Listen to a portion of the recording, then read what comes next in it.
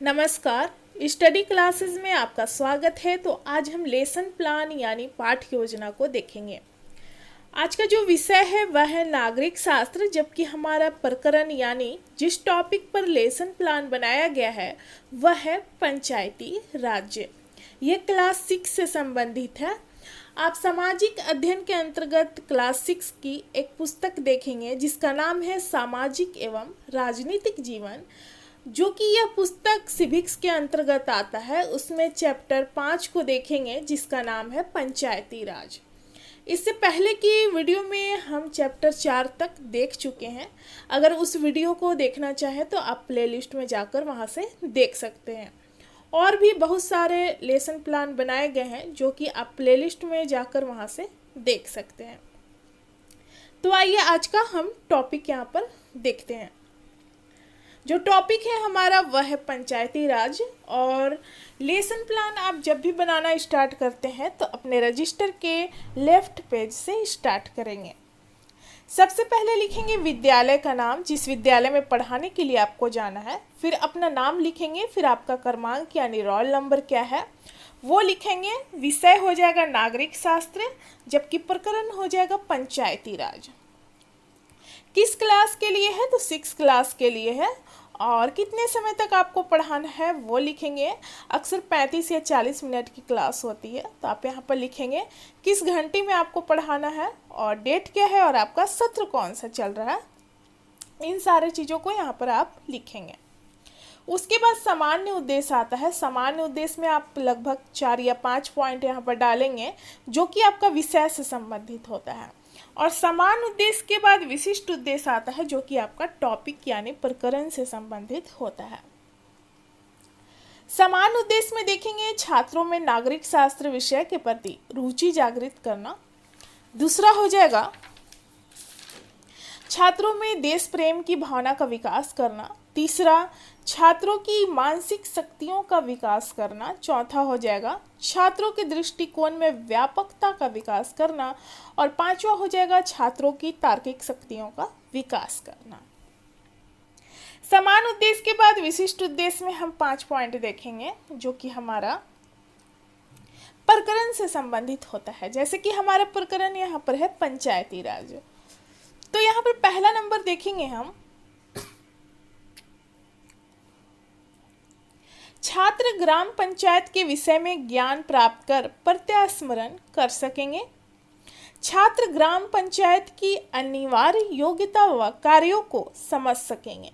तीसरा नंबर हो जाएगा छात्र ग्राम पंचायत के विषय में जानकर अपने अंदर कौशल को विकसित कर सकेंगे। और चौथा नंबर हो जाएगा छात्र ग्राम पंचायत के विषय में जानकर अपने सकारात्मक दृष्टिकोण को विकसित कर सकेंगे।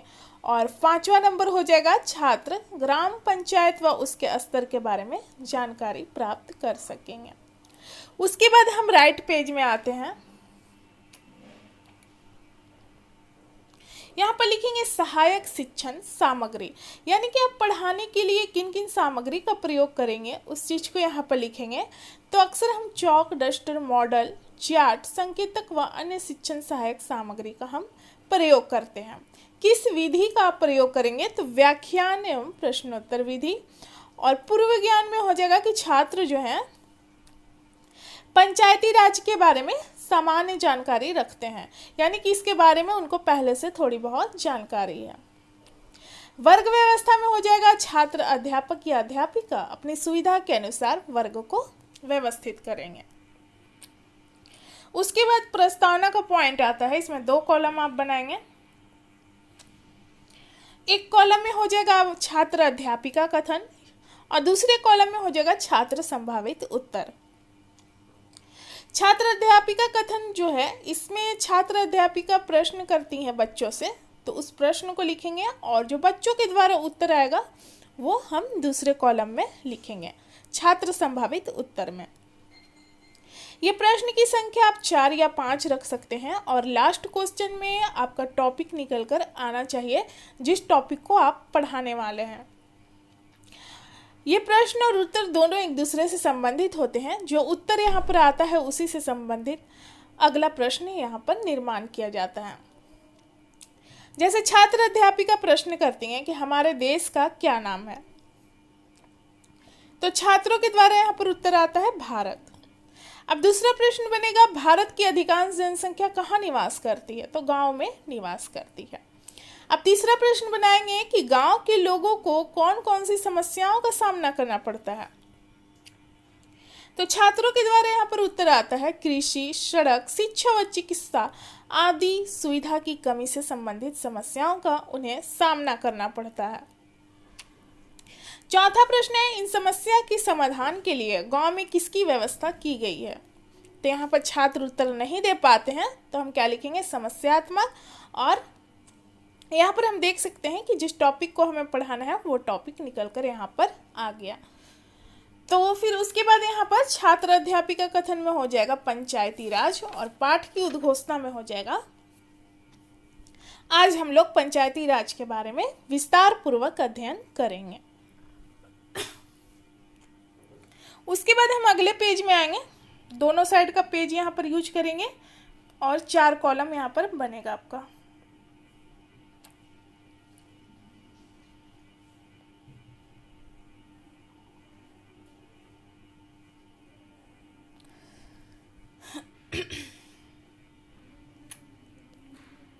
एक शिक्षण बिंदु यानी कि जिस पॉइंट को आपको पढ़ाना है वो पॉइंट लिखेंगे शिक्षण बिंदु में।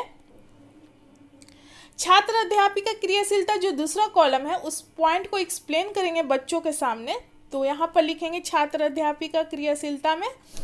और छात्र क्रियाशीलन में यानी कि छात्रों का किस तरह का व्यवहार रहेगा क्लासरूम में, वो किस प्रकार से उत्तर देंगे, उसको लिखेंगे छात्र क्रियाशीलन में। और श्याम पटकार में आप ब्लैक चार्ट पेपर यहाँ पर डाल सकते हैं और अच्छे तरीके से आप सजा सकते हैं। तो सबसे पहले हम बच्चों को बताएंगे ग्राम पंचायत के बारे में कि ग्राम पंचायत है क्या। तो भारत की पंचायती राज प्रणाली में गांव के स्तर पर ग्राम पंचायत होती है, जो भारत के स्थानीय स्वशासन का प्रमुख आधार होती है। सरपंच ग्राम सभा का चुना हुआ सर्वोच्च प्रतिनिधि होता है। ग्राम पंचायत की नियमित रूप से बैठक होती है। इसका मुख्य काम गांव के विकास के लिए कार्यक्रम लागू करवाना और जन सुविधा उपलब्ध कराना होता है। एक्सप्लेन करने के बाद बच्चों के सामने छात्र अध्यापिका उसी से प्रश्न करती हैं कि बच्चों ने क्या समझा है। तो प्रश्न करती हैं कि ग्राम पंचायत क्या है, तो छात्रों के द्वारा उत्तर आता है, ग्राम पंचायत स्थानीय स्वशासन का प्रमुख आधार है। यह गांव के स्तर पर इसकी व्यवस्था की गई है ताकि सभी लोगों को, ग्रामीण लोगों को जन सुविधाएं उपलब्ध करा सकें। छात्र क्रियाशीलन में देख सकते हैं कि छात्र ध्यानपूर्वक कक्षा में छात्र अध्यापिका द्वारा पढ़ाए जा रहे कथनों को सुनेंगे। श्याम पटकार में देख सकते हैं कि गांव के स्तर पर ग्राम पंचायत होती है जो ग्रामीण लोगों की जन सुविधाएं उपलब्ध कराती है। अब दूसरा शिक्षण बिंदु हम देखेंगे पंचायत के 3 स्तर क्या क्या हैं। तो पंचायती राज व्यवस्था में ग्राम पंचायत के अतिरिक्त 2 और स्तर होती है। ग्राम पंचायत के बाद दूसरा स्तर विकास खंड का होता है। इसे जनपद पंचायत या पंचायत समिति कहते हैं। एक पंचायत समिति में कई ग्राम पंचायत होती है। पंचायत समिति के ऊपर जिला पंचायत या जिला परिषद होती है। यह पंचायत का तीसरा स्तर होता है। जिला परिषद एक जिले के स्तर पर विकास की योजनाओं का निर्माण करती है। इसी से संबंधित प्रश्न करती हैं छात्र अध्यापिका बच्चों से कि पंचायत के 3 स्तर कौन कौन से हैं। तो बच्चों के द्वारा उत्तर आता है ग्राम पंचायत, पंचायत समिति व जिला परिषद। श्याम पटकार में देख सकते हैं कि 3 स्तर जो हैं इसके, एक ग्राम पंचायत हो गया, दूसरा पंचायत समिति हो गया, तीसरा जिला परिषद हो गया। तो शिक्षण बिंदु में आप कम से कम 4 पॉइंट रख सकते हैं। तो 2 पॉइंट हमने देखा, एक ग्राम पंचायत, दूसरा पंचायत के 3 स्तर जो है, पंचायत के स्तर को हमने देखा। अब तीसरा जो हमारा रहेगा, अगले पेज में आएंगे, इसी तरह का 4 कॉलम आप बनाएंगे और तीसरा शिक्षण बिंदु जो है वो हो जाएगा ग्राम पंचायत के कार्य, और चौथा हो जाएगा ग्राम पंचायत के आय का स्रोत क्या है। तो ग्राम पंचायत का जो काम है वह है सड़क, नाली, स्कूल, भवन, पानी के स्रोत और अन्य सार्वजनिक उपयोग के भवनों का निर्माण और रखरखाव करना। स्थानीय कर लगाना और इकट्ठा करना। गांव के लोगों को रोजगार देने संबंधी सरकारी योजना लागू करना और जन सुविधाएं उपलब्ध कराना आदि।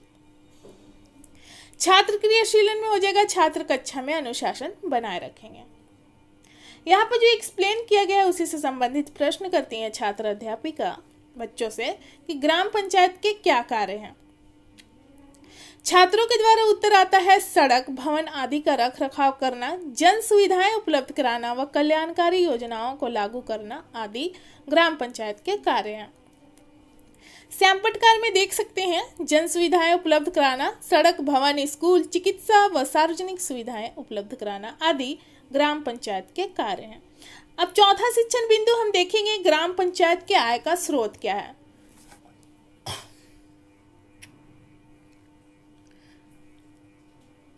तो ग्राम पंचायत के आय का जो स्रोत है वह है घर एवं बाजार पर लगाए जाने वाले कर से मिलने वाली राशि, विभिन्न सरकारी विभाग द्वारा चलाई गई योजना की राशि जो जनपद एवं जिला पंचायत द्वारा आती है, समुदाय के काम के लिए मिलने वाले दान। कर स्रोत में देख सकते हैं होल्डिंग, व्यवसाय, व्यापार, पेशा और नियोजन। फीस व रेंट में देख सकते हैं वाहन, तीर्थ स्थल, हाट और मेला, जल आपूर्ति, बिजली आदि से प्राप्त यहाँ पर राशि को हम देख सकते हैं। जो कर लिए जाते हैं यहाँ पर हम देख सकते हैं इनसे इनको इनकम होता है ग्राम पंचायत को। तीसरे संबंधित प्रश्न करती हैं छात्र अध्यापिका कि ग्राम पंचायत के आय का स्रोत क्या है। तो छात्रों के द्वारा उत्तर आता है होल्डिंग, व्यवसाय आदि से प्राप्त कर, फीस और रेंट तथा वित्तीय अनुदान आदि। श्यामपटकार में देख सकते हैं कर स्रोत में होल्डिंग, व्यवसाय, व्यापार आदि से प्राप्त कर, फीस और रेंट में देख सकते हैं वाहन, तीर्थ स्थल, मेला, जल आपूर्ति आदि से प्राप्त राशि, वित्तीय अनुदान आदि। उसके बाद हम अगले पेज में आएंगे। 4 पॉइंट को हम देख लिए शिक्षण बिंदु में। अब उसके बाद पढ़ाने के बाद हम मूल्यांकन करेंगे कि बच्चों को जो समझाया गया है उनको समझ में आया या नहीं। तो यहाँ पर है जैसे मूल्यांकन प्रश्न में आप 4 या 5 रख सकते हैं प्रश्न की संख्या। जैसे ग्राम पंचायत क्या है, पंचायत कितने स्तर पर कार्य करती है, जिला परिषद क्या है, ग्राम पंचायत का क्या कार्य होता है, ग्राम पंचायत के आय का स्रोत क्या है। मूल्यांकन के बाद पुनरावृत्ति यानी कि जो चीज़ आपने पढ़ाया है उसको काफ़ी शॉर्ट तरीके से एक बार बच्चों के सामने दोहरा दें। तो पंचायती राज व्यवस्था में पंचायत के 3 स्तर हैं, ग्राम पंचायत, पंचायत समिति व जिला परिषद। ग्राम स्तर पर ग्राम पंचायत का गठन किया गया है जो स्थानीय स्वशासन का प्रमुख आधार है। ग्राम पंचायत के कार्य जो हैं सड़क, स्कूल, चिकित्सा व अन्य सुविधाएं उपलब्ध कराना तथा कल्याणकारी योजना को लागू करना। उसके बाद गृह कार्य, होमवर्क बच्चों को दिया जाता है। ये प्रश्न की संख्या आप 2 रख सकते हैं, 1 या 2। ग्राम पंचायत क्या है और ग्राम पंचायत के आय का स्रोत क्या क्या है। तो ये था लेसन प्लान सिविक्स के अंतर्गत। आगे की वीडियो में हम चैप्टर 6 को देखेंगे जो कि सामाजिक अध्ययन के अंतर्गत आपका एक पुस्तक है, सामाजिक एवं राजनीतिक जीवन, जो कि सिविक्स के अंतर्गत आपका आता है और उसमें हम चैप्टर 6 को देखेंगे। आगे की वीडियो में चैप्टर 5 तक हम देख चुके हैं। अगर इस वीडियो को देखना चाहें तो प्लेलिस्ट में जाकर आप देख सकते हैं। तो यहाँ पर हमारी वीडियो समाप्त होती है। मिलते हैं अगले वीडियो में। धन्यवाद।